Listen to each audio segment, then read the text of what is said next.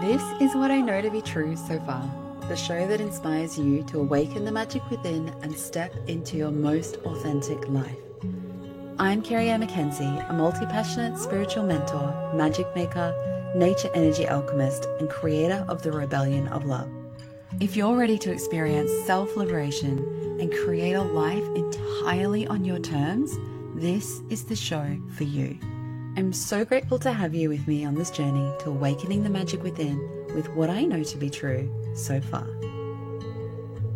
Hello, beautiful souls, and welcome to another podcast episode of What I Know to Be True So Far. I'm in a new space. This is actually not a new space. This is my studio where I do all my energy healings, but I'm now doing my podcast from here because I have had a little upgrade in my life. So you'll notice that there was an episode of the last couple of weeks because I've had to change. I had a lot of tech issues with the platform I was on. I've had to switch over, and that's meant like a few changes as well because our household has gotten a lot busier with more humans in it lately. And so small humans, children. So I had to just change things around, but it's actually worked out really amazing. So now I can do all of my podcasts here in my studio space and record, and you can actually see my face, which is amazing. And so, yeah, I'm really stoked actually with how everything is turning out. Somehow like the universe puts these like challenges in place, and then you're just like, and then you're like, oh my gosh, this makes everything so much easier. So I'm just really stoked with where everything is at, but I am a couple weeks behind. So I want to get this episode out because it's something that it was a hot topic. It was a hot topic for me and my friends and my partner a few weeks ago. And I almost feel like it's better that I'm doing this episode now that I've had a break from it, because when I was like processing how it was making me feel, I was actually quite in it. Like I was very frustrated, I would say judgmental, and very much in that space of like just feeling irritated by a person in the public space, in the spiritual space. And if we're being really honest with ourselves and we're trying to be more conscious, elevated human beings or versions of ourselves,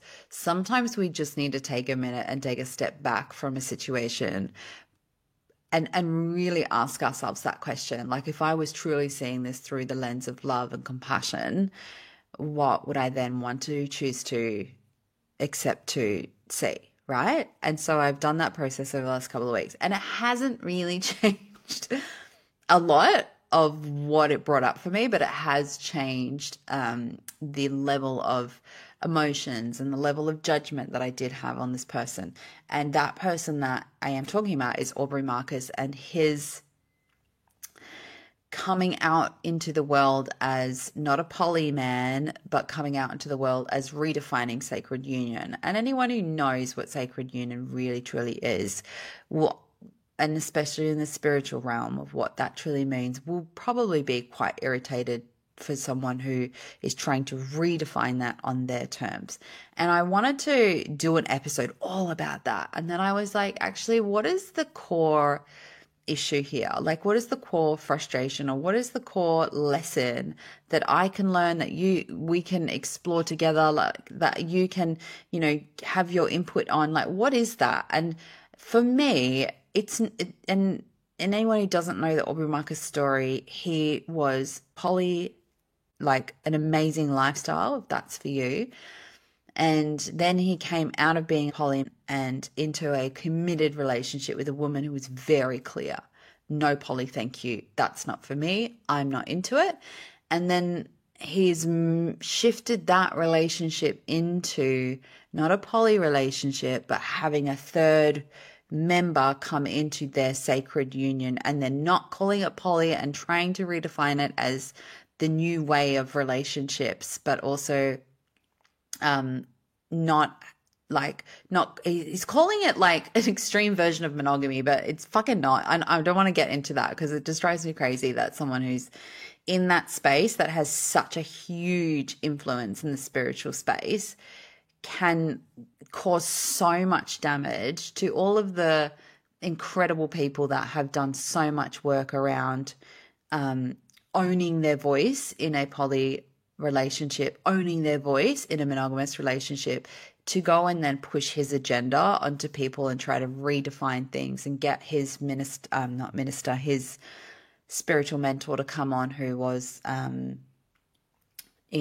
gentleman who basically tried to explain the nuances of things. And at the end of the day, I think that so many people were really confronted about that podcast episode, because so much of what the energy was this energy of deceit. And I actually had a visceral reaction to him speaking, both of them speaking, both the men on that show, and even the women as well, that I was just rejecting. Like, I was like, that is not truth. That is not truth coming from them.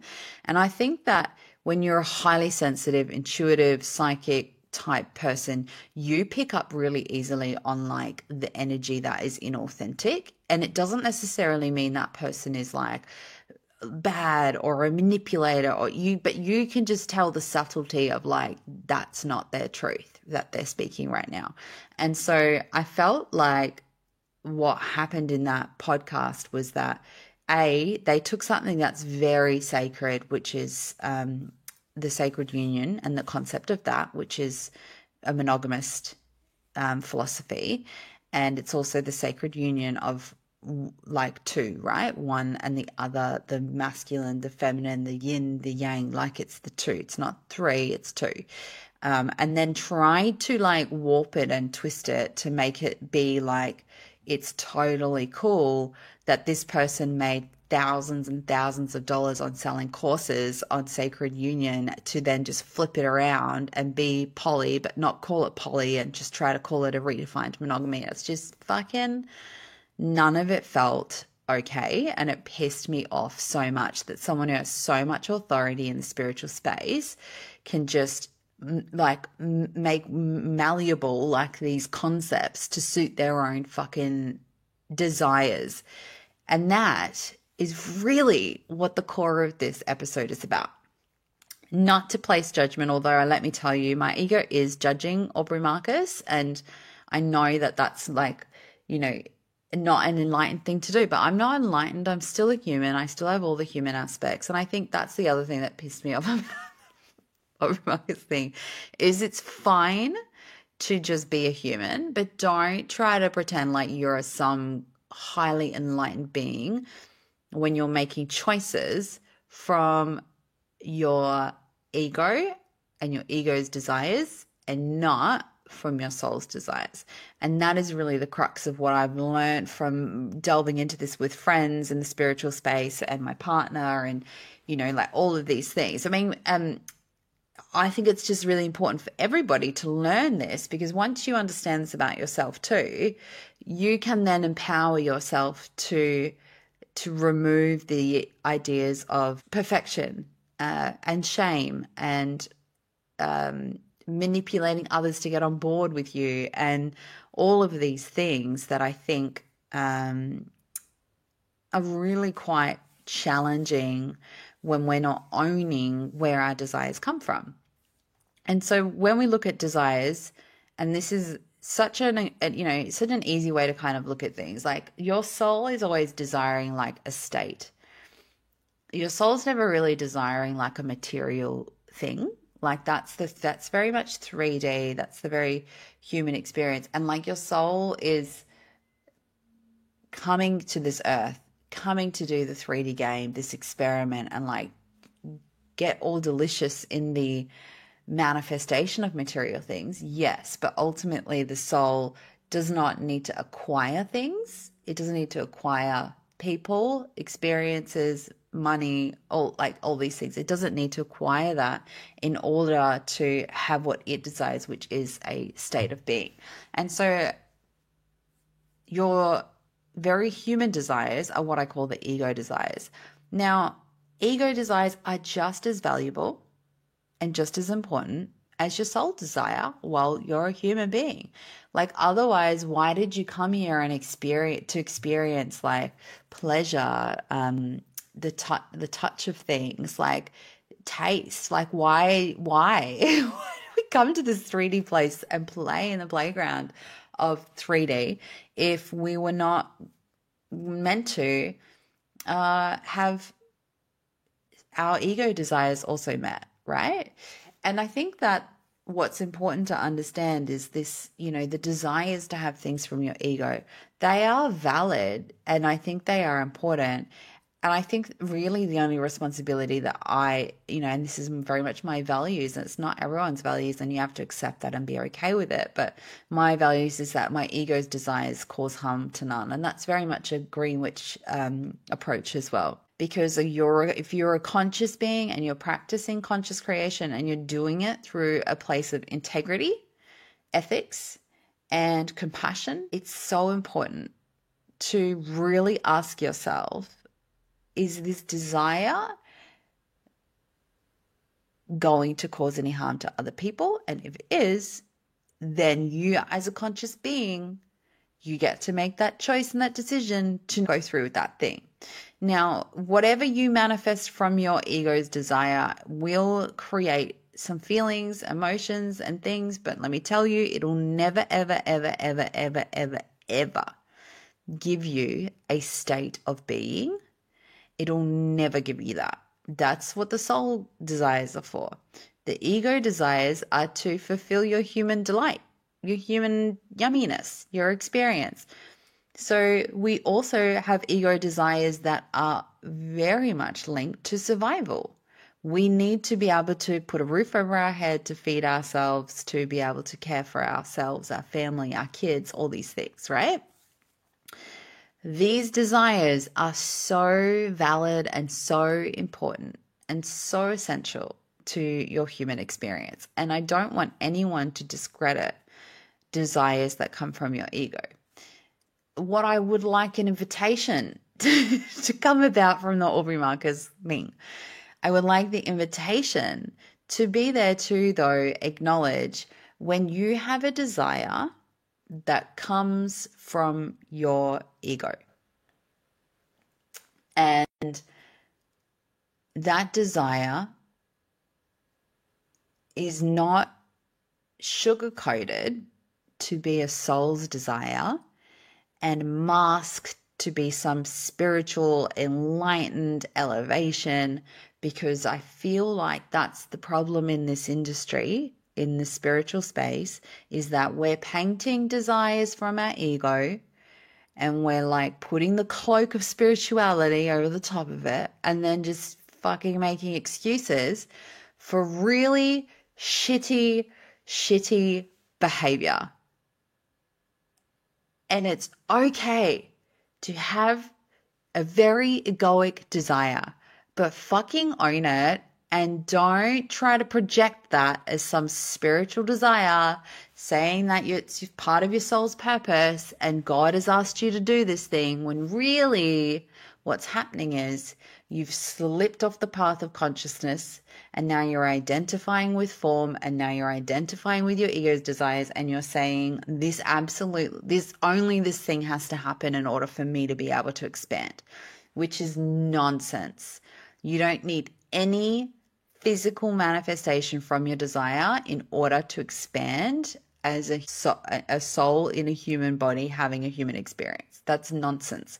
And this is where I see this time and time again. And I have clients come to me who have been through the ringer with spiritual teachers because the spiritual teacher has tried to mask a desire that they've had, or a mask a desire that even the teacher has had, and mask it as a spiritual quest, mask it as a spiritual evolution, mask it as spirituality, full stop. And it's so out of integrity to do that. I've had clients come into my world who have dabbled in Tantra, and they've had a Tantra teacher give them a hard time and tell them that they're not spiritually evolved enough because that woman is uncomfortable with her husband having sex with other people. Now, that's fucking disgusting. And it is something that pisses me off. And when I've had more than one person come to me with a similar sort of stories in the spiritual space where women are painted as not being spiritual enough or being triggered, so you haven't worked through your things because you're not okay with your partner having multiple, like having sex with someone else, because you can't accept that love is fluid and poly and etc etc. And now if you're poly and you're fluid in your relationship, that is amazing. That is amazing that you want that for yourself, but that is definitely a desire from your ego. Your soul doesn't need to have multiple partners, right? Your soul, that's not a soul. That's not a soul quest.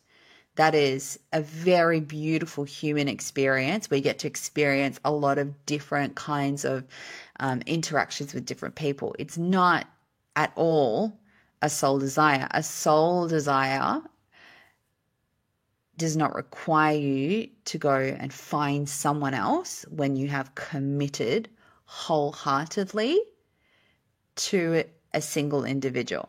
And so this is where it gets me a little bit, because I know the side of this where people are damaged and their relationships are really damaged because they've been sold this concept or sold this story that you are the problem and you're not spiritual enough because you're not okay with me going and fulfilling my soul's desire to go and sleep with this woman. I'm sorry. Fucking no. Absolutely not. And I'm very passionate about this because in particular there's one person that this has happened to who's very close to me, and I watched the unraveling of her marriage like so fast. And it was so hard to witness someone that you care about in a position where they think that in order to be spiritual, they must accept non-attachment to their partner and therefore be okay with their partner sleeping with other people. Now, I had this conversation with Tim, and I want to circle back to this desire aspect and really point out, where consciousness comes into this and the invitation that I think is really important for us to consider with this whole debacle and this whole thing that is the Aubrey Marcus redefining of monogamy. Now, I said to Tim, let's just say that this really amazing, cool ass chick, like fucking so cool and so amazing, she like started hanging out with you. I'm not even going to get into the student teacher dynamic that went on in the other case as well. I'm just going to stick to this scenario. I said to Tim, a woman who is super cool, super magical, because Tim loves magical women. Obviously, that's why he loves me so much. Super like awesome and is really like bringing out cool concepts and ideas for you and is like making you feel like all sparked in your creativity and all these things, all the things that I know that Tim loves. Like, and she's really hot and she's super kind and she's super lovely and she's super fun to be around and she's like all of the things. And you started having sexual attraction to her and you started feeling like, oh, I would really like to have some kind of relationship with this woman. And then you started to have this physical desire to want to be with this woman.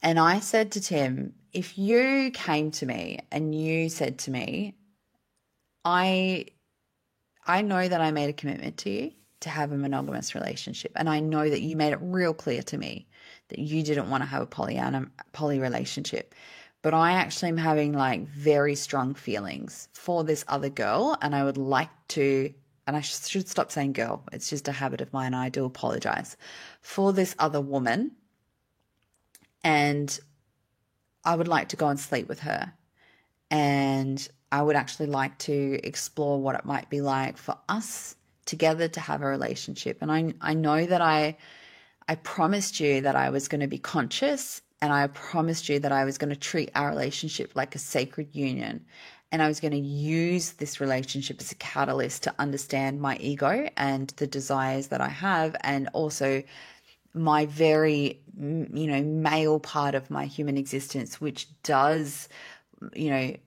get curious and does want to be with other women and all these sorts of things. And if Tim came and said that to me, I would say, Tim, I love you.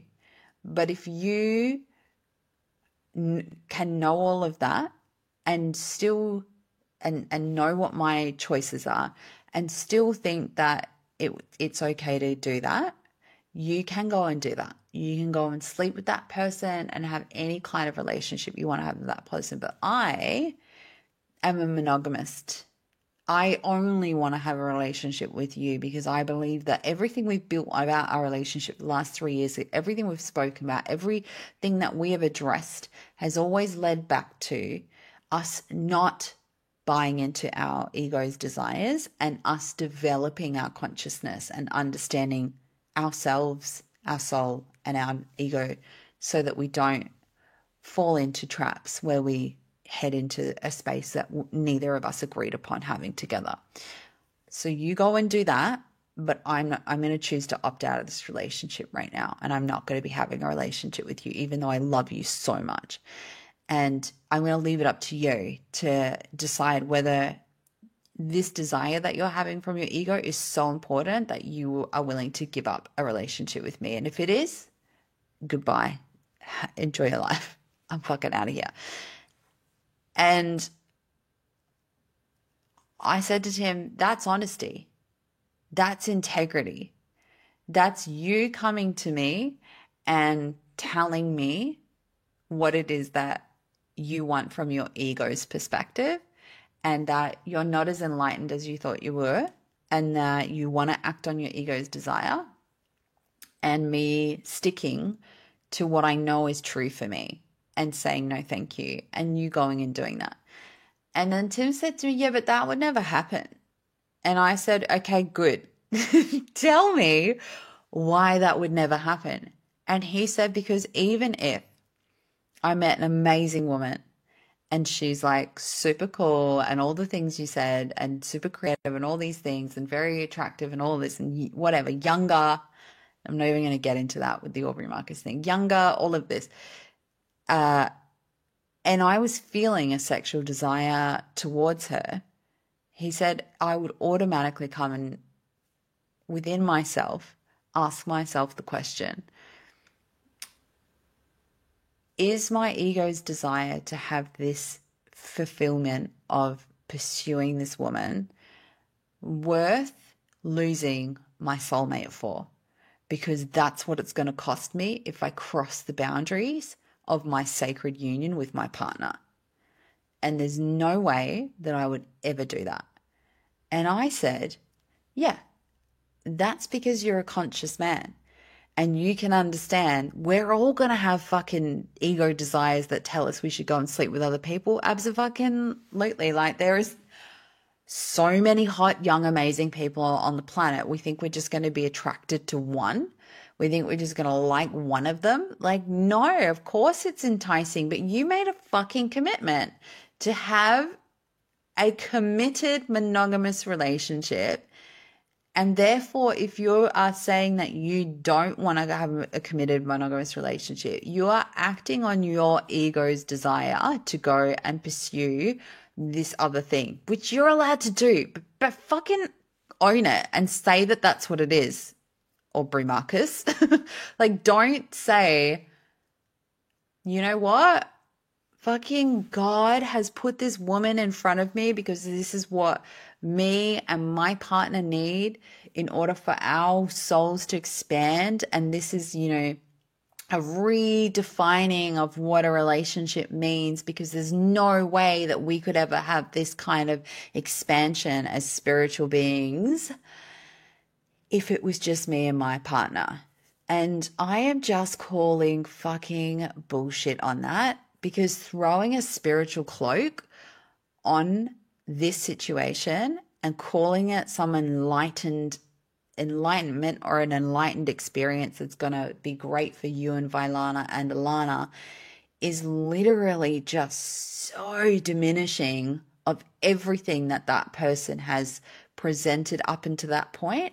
But it also is so confusing for the audience that thinks, oh, if I have an ego desire, I'm just allowed to act on that. And because actually, if I just mask that as spirituality, we can all just get on board with all of the freaking desires that my ego wants all day long.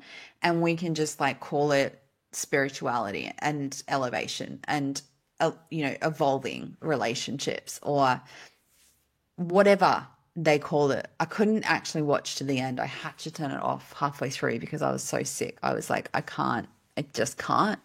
I just couldn't.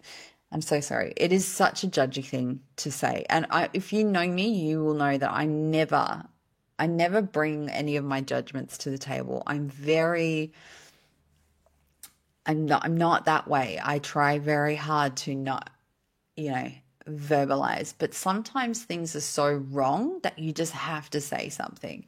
And so this episode is something that I hope that anyone who has ego desires can witness that within themselves and own it and not mask it as spirituality and just like have high integrity. Like say she's fucking hot and I want to sleep with her, or she's so inspiring and I want to sleep with her, or whatever your reasons are for being sexually attracted to that person and being attracted, like wanting to go on that thrilling ride that we all know is that journey of a relationship with a new person, right? Whatever. Just own it. Like, I don't have the level of consciousness required to have an authentic monogamous relationship, and I'm just going to come out and own that. And I'm going to be very honest about it and just tell you all, I'm not at that capacity. And then own it and be cool with that. And like, it's okay, but don't try to mask it as some spiritual thing. So one more thing that I do want to just touch on as well with this episode is that I don't think anybody should experience guilt and shame for their desires and their ego desires or their soul's desires or any of those things. And I'm not trying to shame anyone who's choosing to follow their ego's desire. What I am trying to bring awareness to is just owning it for what it is and just be okay with that, because I think that will reduce the shame altogether, which is basically what Aubrey Marcus's spiritual mentor, who was there commentating the whole thing, I think that's what he was trying to say at the start is actually, men have all these desires and it's okay for men to not have shame about it. And I agree. It's so important not to have shame about it, but don't mask those desires as your soul's desires when we know they're very human desires to want to go and have multiple partners. Like, that's not a soul desire. That's very much your animalistic instinct, and your awareness. Like, and women, I think it's a little bit easier for us, but I mean, there's times when you'll be in your ovulation phase where like every guy seems so fucking hot and like you want to have sex with all of them. Like, that is definitely like a very natural thing, especially like when you're 20 in your 20s, like, and you're in your baby making, time. Like, every man that is good looking is like sparking all kinds of things within you in your ovulation phase. Like, and I can witness that, right? That's a very ego, animalistic, instinctual thing to go on and to feel. But do I act on that? No. Why? Because I am a conscious being, and conscious beings can witness those things, emotions, feelings, and desires within themselves and choose to not act on them. And I think that's where I want to finish this.